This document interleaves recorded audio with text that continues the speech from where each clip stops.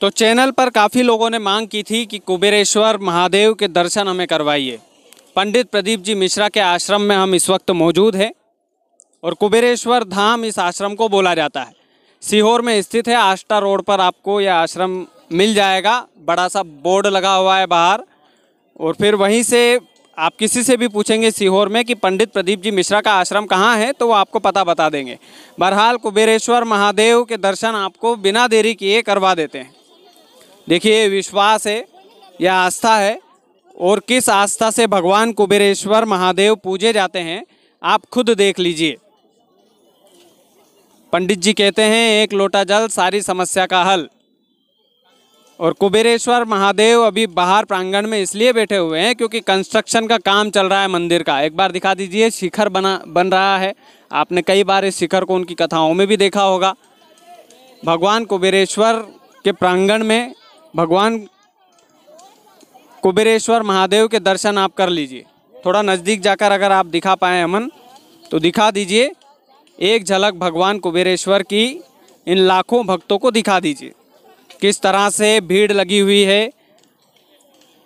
महिलाएं, पुरुष, जो भी मनोकामना लेकर आता है, ऐसा माना जाता है कि भगवान कुबेरेश्वर के दरबार में उनकी मनोकामना पूरी ज़रूर होती है।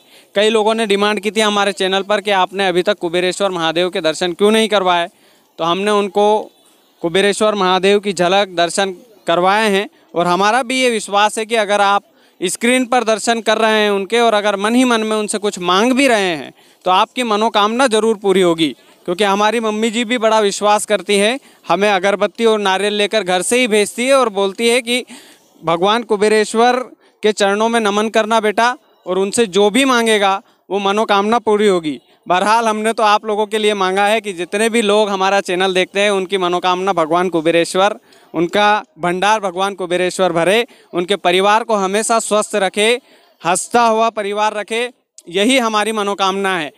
हजारों भक्त आते हैं। एक बार कैमरा घुमाकर यहाँ से वहाँ का प्रांगण दिखाइए। हजारों भक्त आते हैं दिन में।